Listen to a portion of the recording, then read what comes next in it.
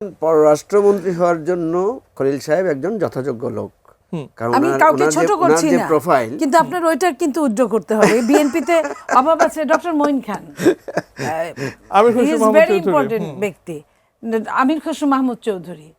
তারপর আমি কেন বলছি, আমার যুক্তি আছে কথা। পররাষ্ট্রমন্ত্রী হিসেবে ডক্টর খলিলুর রহমানের নিয়োগের পর থেকে বিভিন্ন ধরনের বিশ্লেষণ চলছে। আপনার বিশ্লেষণটা আমি জানতে চাই যে ঠিক অন্তর্বর্তীকালীন সরকারের আমলে কোন অবদানের জন্য বিএনপি তাকে পররাষ্ট্রমন্ত্রী হিসেবে নিযুক্ত করলো? দেখেন, এইখানে না খালি চোখে না অনেক কিছু আসলে বলা যায় না। খালি চোখে যা দেখি সবই যে ঠিক, আমি যা বুঝি সেটুকু বলার চেষ্টা করি। আমি আপনাকে একটা গল্প বলি ছোটোখাটো। আপনার নিশ্চয়ই মনে আছে, মাহবুবুর রহমান সেনাপ্রধান ছিলেন, বিএনপি স্ট্যান্ডিং কমিটির মেম্বার। তো যখন ১/১১ হয়, অনেকের উপর কিন্তু অনেকের বিশ্বাসটা উঠে গিয়েছিল। যেদিন স্ট্যান্ডিং কমিটির ঘোষণা করে ১/১১-র পরে, ইলেকশনের পরে, তখন আমি লন্ডন ছিলাম। তো আমাকে একটা আপনাদের মতো একটা টক শোতে, বাংলা টিভিতে, তো জিজ্ঞেস করেছিল যে ওনাকে কেন আপনার দিল এই জায়গায়, উনি তো সংস্কারপন্থী ছিলেন বা কিছু। তা আমিও না বুঝেই না জেনেই বলেছিলাম, নিশ্চয়ই খালি চোখে যা দেখা যায় সব ঠিক না।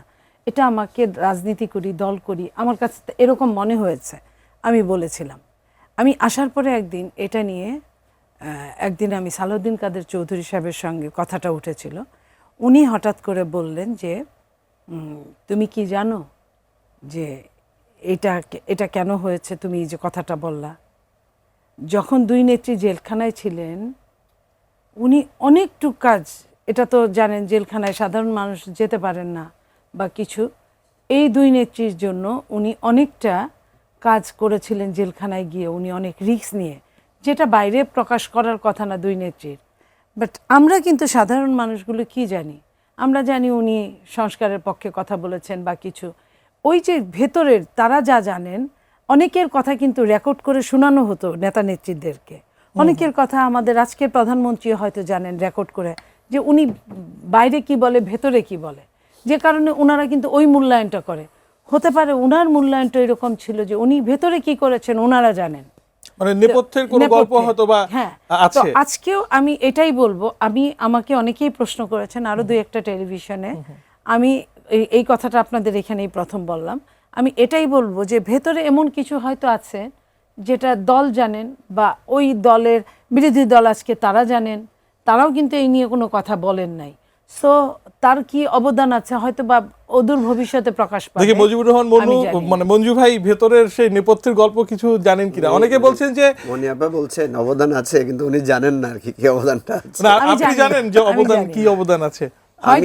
আমি যেহেতু আমি আপনাকে বলি সিম্পলি, আমি যদি বলি তাহলে আমি এটা বলতে পারি যে বিএনপিতে একজন পররাষ্ট্রমন্ত্রী হওয়ার মতো যোগ্য লোকের অভাব আছে, যার কারণে এরকম একজন লোককে পররাষ্ট্রমন্ত্রী করা হয়েছে। কারণ মানে মনে হয় এটা কি, মানে এই কথাটা কি কিভাবে নেবেন? আমি একটু বলি, কারণ পররাষ্ট্রমন্ত্রী হওয়ার জন্য খলিল সাহেব একজন যথাযোগ্য লোক। আমি কাউকে ছোট করছি না, প্রোফাইল, কিন্তু আপনার ওইটা কিন্তু উজ্জ্ব করতে হবে। বিএনপিতে অভাব আছে ডক্টর মঈন খান, ভেরি ইম্পর্টেন্ট ব্যক্তি, আমির খসরু মাহমুদ চৌধুরী। আমি কেন বলছি, আমার যুক্তি আছে কথা, আপনি শুনেন। যেটা হচ্ছে যে বিএনপির পক্ষ থেকে আনুষ্ঠানিকভাবে এই খলিল সাহেবের ব্যাপারে আপত্তি জানানো হয়েছিল। তিনজন নেতা আপত্তি যে উনি একজন বিদেশি নাগরিক, অথচ খলিল সাহেব আসলে বিদেশি নাগরিক না। কারণ খলিল সাহেবের সাথে আমি জানি, ওনার সাথে আমার পরিচয় আছে, উনি আমাকে নিজেই বলেছেন যে আমার কোনো বিদেশি পাসপোর্ট নাই, নাম্বার 1। তাহলে খলিল সাহেবের ব্যাপারে এই ধরনের কমেন্টটা বিএনপি করেছিল, নাম্বার 1। নাম্বার 2 হচ্ছে খলিল সাহেব আমাদের ওই যে যখন আপনার মনে আছে যে মিয়ানমারের সাথে আমাদের যে চুক্তিটা হচ্ছিল, বা সেখানে একটা ওই যে সেফ এক্সিটের জন্য একটা মানবিক করিডোরের কথাটা যেন আসছিল, তখন কিন্তু বিএনপির পক্ষ থেকে সিরিয়াসলি খলিল সাহেবকে দায়ী করা হয়েছে যে উনি এটা করতে চাচ্ছেন ইত্যাদি ইত্যাদি। তো যেই লোকটার ব্যাপারে ওনাদের এত অবজেকশন, যার ব্যাপারে, তাহলে এমন নিশ্চয়ই এমন যোগ্য লোক যে বিএনপিতে নাই, যার কারণে এত খুঁত সত্ত্বেও আপনি তাকে মানে ব্যাপারটা কি মঞ্জু ভাই এমন হতে পারে যে ধরেন এই যে আজকে মার্কিন যুক্তরাষ্ট্রের প্রেসিডেন্ট ডোনাল্ড ট্রাম্প যখন আমাদের প্রধানমন্ত্রী তারেক রহমানকে শুভেচ্ছা জানাচ্ছেন, তিনি তার চিঠিতে বলছেন যে বাণিজ্য চুক্তি হয়েছে সেটা মেনে চলবেন এবং অচিরেই প্রতিরক্ষা চুক্তি করবেন। তো খলিল সাহেব হয়তোবা ওদিকে এক হাতে আমেরিকাকে সামলাবেন, অন্যদিকে অজিত দোভালের সাথেও তার পার্সোনাল আমি তো সেটা বলবো, ক্যাপাসিটিতে আপনার নিজের কাছে এরকম অলরাউন্ডার নাই বলে আপনি আরেকজন বিতর্কিত, আপনার দৃষ্টিতে যাকে আপনি বিতর্কিত মনে করেছেন তাকে আপনি এনেছেন। হয় না অনেক সময় যে আপনি ওই খেলোয়াড়টার অনেক সমস্যা, তারপর তাকে রাখছেন কেন, টিমের জন্য আপনার কাছে আর বিকল্প নাই বলে, এটা একটা হতে পারে যুক্তি। আর যেটা আবার বলেছেন এমন কোনো অবদান যদি উনি রেখে থাকেন ভিতরে, এটা কিন্তু খুবই অবজেকশনেবল। কারণ উনি একটা মানে যেই জিনিসটা কেউ আমরা জানি না, তাহলে তো এটা খুবই সন্দেহজনক ব্যাপার, বিপজ্জনক কথা। কারণ আমি উনি হয়তো উনি বলেছি। উনি একটা নিরপেক্ষ জায়গায় থেকে ভূমিকা রাখার কথা ছিল। অনেক হিরো তো অন্তর্বর্তীকালীন নীরবেও সরকার- কাজ করে যান, আপনি সেইভাবেই বা দেখছেন না কেন? না, আমি সেটা বলছি যে দেশের জন্য একটা হচ্ছে আমি হয়তো বলেছি।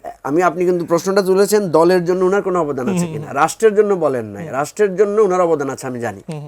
ডক্টর খলিল সাহেব রাষ্ট্রের জন্য উনি অবদান রেখেছেন, উনি যথেষ্ট কম্পিটেন্ট লোক ব্যক্তিগতভাবে আমি জানি, কিন্তু বিএনপির জন্য উনি কোনো অবদানের মূল্যায়ন হিসেবে এটা পেয়েছেন কিনা, যদি এটা হয়ে থাকে বিএনপির জন্য অবদান, বিএনপি তো নিজের দলের অবদানের কথা কখনো চিন্তা করে না। বিএনপি নেতা তারেক রহমান সাহেব কি বলেছেন যে আমি একটা জাতীয় সরকার গঠন করব, যে জাতীয় সরকারে সবাইকে নিয়ে আমি কাজ করার চেষ্টা করব, যোগ্য লোক না ব্যক্তিদের না নিয়ে। আপা, আমি আপনাকে বলি রাষ্ট্রের জন্য যদি উনি অবদান রাখেন, এটা তো আপনি পাবলিক করতে কোনো অসুবিধা নাই। আমি যদি বলি শশীর রাষ্ট্রীয় এই অবদান আছে, এই জন্য ওনাকে আমরা এই পদের জন্য মানে নিযুক্ত করলাম। আপনি বলছেন যে এনে একেবারে মেডেল অফ ভ্যালোর একটা দিয়ে দেওয়া হ্যাঁ, হোক। এটা আমি বললাম। আমি কিন্তু আচ্ছা- কিন্তু মুনিয়াপা কিন্তু যেটা বললেন যে উনার কি অবদান আছে ভিতরে কিছু একটা থাকতে পারে যেটা জানি না, এটা তো নিশ্চয়ই